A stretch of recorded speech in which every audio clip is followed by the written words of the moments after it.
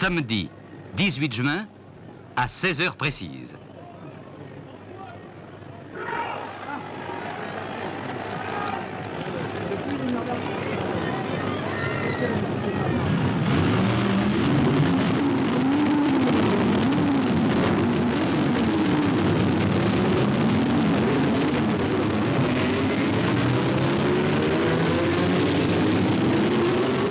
Sur 55 voitures au départ.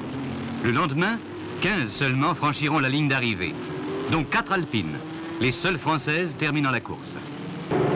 Parmi les concurrents français, les Renault Alpine type A210. Propulsées par le moteur Renault Gordini 1300 cm3, développant 130 chevaux, elles dépassent 260 km à l'heure.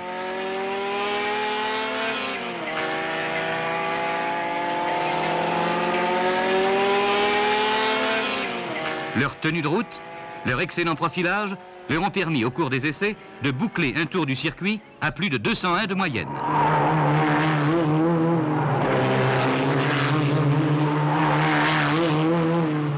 Toutes ces qualités, leur modeste consommation, moins de 15 litres au 100, en font de redoutables concurrentes aux indices de performance et énergétique.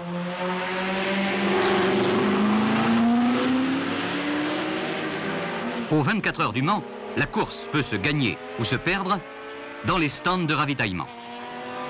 Tout y est minutieusement préparé. Chacun y joue un rôle précis.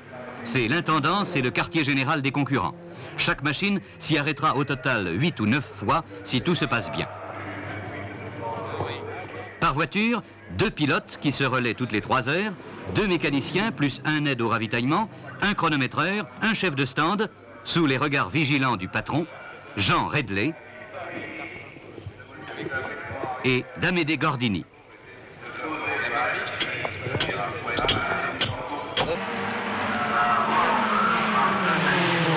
À la fin de la journée, la bagarre bat son plein. 320 km/h dans la ligne droite. 230 de moyenne au tour.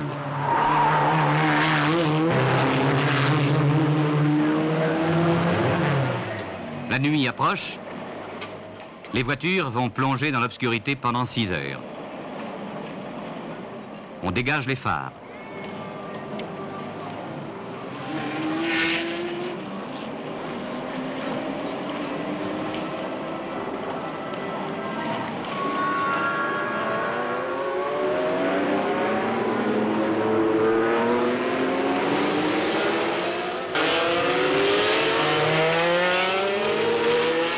À la fin de la nuit, les bolides américains sont toujours en tête. Le duel Ford-Ferrari est terminé et la moyenne des Renault Alpine n'a pas baissé. 19 voitures seulement restent en course. On a vérifié l'eau, l'huile et fait le plein d'essence. Dans le même temps, les pilotes ont échangé leurs informations et fait leur rapport.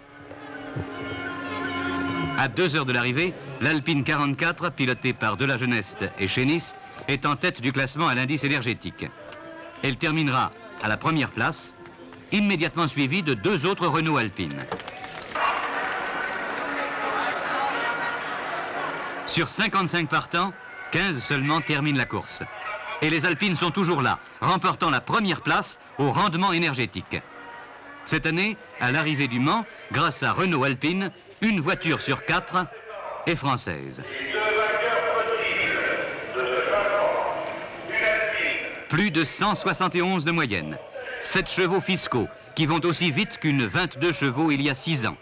Moins de 15 litres au 100, le litre d'essence le plus vite du monde. Pour l'équipe Renault Alpine, le jour le plus long s'achève par une victoire.